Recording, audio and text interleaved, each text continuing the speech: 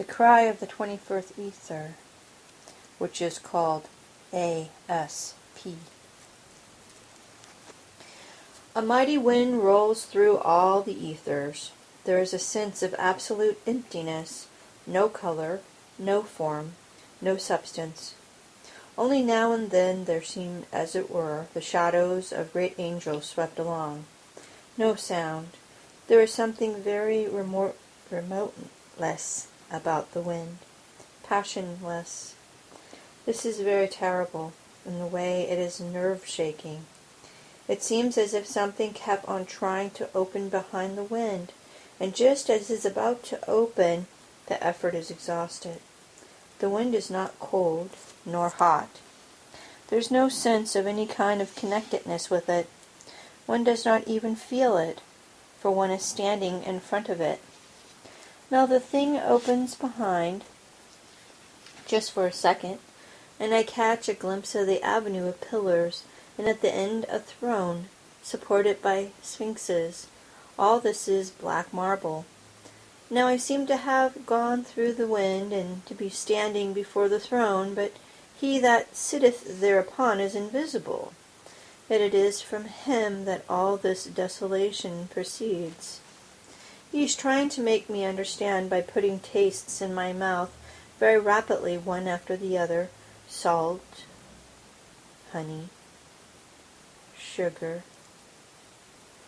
asafoetida, bitumen, honey again. Some taste that I don't even know at all.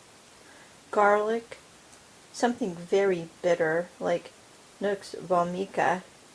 Another taste, still more bitter: lemon, clove, rose leaves, honey again, the juice of some plant like a dandelion, I think, honey again, salt, a taste, something like phosphorus, honey, laurel, a very unpleasant taste, which I don't even know, coffee, then a burning taste, this kind of sour taste that I don't know, and all these tastes issue from his eyes, his signals them. I can see his eyes now. They are very round, with perfectly black pupils, perfectly white irises, and the cornea pale blue.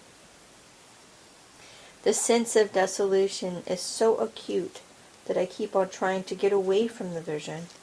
I told him that I could not understand his taste language, so instead he set up a humming very much like a big electric plant, with diagnosis going. Now the atmosphere is deep night blue, and by the power of that atmosphere the pillars kindle to a dull glowing crimson, and the throne is a dull ruddy gold. And now, through the humming, comes very clear, bell-like notes, and further still a muttering, like that of a gathering storm. And now I hear the meaning of the muttering. I am he who was before the beginning, and in my desolation I cried aloud, saying, Let me behold my continents in the convey of the abyss. And I beheld, and lo, in the darkness of the abyss my countenance was black and empty and distorted, that was once invisible and pure. Then I closed mine eyes that I might not behold it, and for this was it fixed. Now it is written that one glance of mine eye shall destroy it, and mine eye I dare not open, because of the foulness of the vision. Therefore do I gaze with these two eyes throughout the aeons. Is there not one of all my adepts that shall come unto me and cut off mine eyelids, that I might behold and destroy? Now I take a dagger, and searching out his third eye, seeking to cut off the eyelids, but they are of adamant, and the edges of the dagger is turned. And tears drip from his eyes, and there is a mournful voice.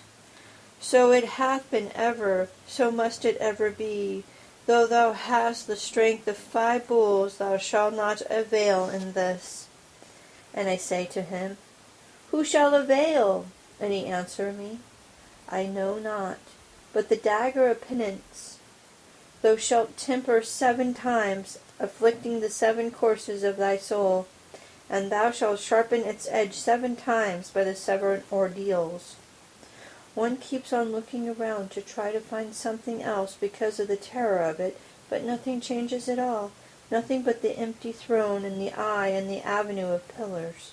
And I say to him, O thou that art the full continence before time, thou of whom it is written, He, God, is one, He is the eternal one, without equal, son, or compassion. Nothing shall stand before his face. All we have heard of thine infinite glory and holiness, of thy beauty and majesty, and behold, there is nothing but the abomination of desolation. He speaks, I cannot hear a word. Something about the book of the law. The answer is written in the book of the law, or something of that sort. This is a long speech. All that I can hear is, from me pour down the fires of life and increase continuously upon the earth. From me flow down the rivers of water and oil and wine. From me cometh forth the wind that beareth the seeds of trees, and flowers and fruits, and all herbs upon its bosom. From me cometh forth the earth in her unspeakable variety. Yea, all cometh from me, naught cometh to me. Therefore am I lonely and horrible upon the unprofitable throne. Only those who accept nothing from me can bring anything to me. He goes on speaking again, and I cannot hear a word. I may have gone about 1/20 of what he said. And I say to him, it was written in that his name is Silence, but thou speakest continuously.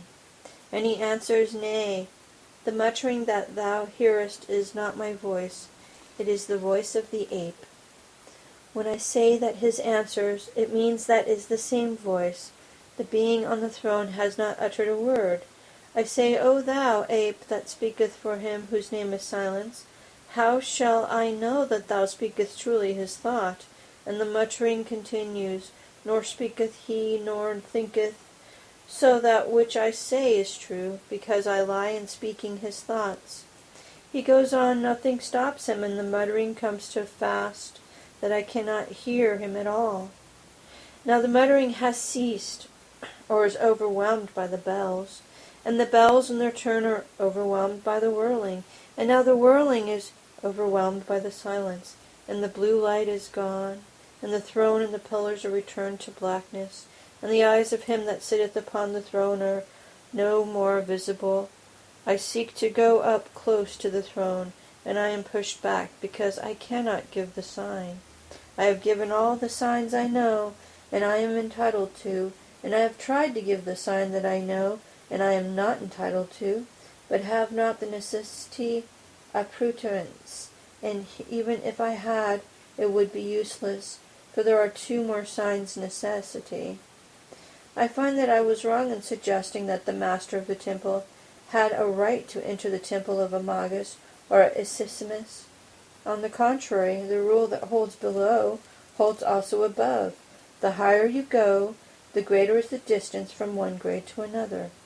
I am being slowly pushed backwards down the avenue, out into the wind, and this time I am caught up by the wind, and whirled away down it like a dead leaf.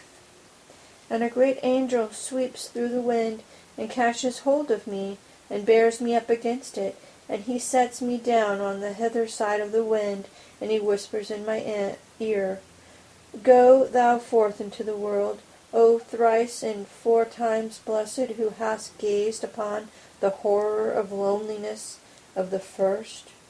No man shall look upon his face and live, and thou hast seen his eyes, and understood his heart, for the voice of the ape is the pulse of his heart, and the laboring of his breast. Go therefore and rejoice, for thou art the prophet of the aeon arising, wherein he is not. Give thou praise unto thy lady Nuit, and unto her lord Hadid, that are for thee and thine bride, and the winners of the ordeal X. And with that we are come to the wall of the ether, and there is a little narrow gate, and he pushes me through it, and I am suddenly in the desert.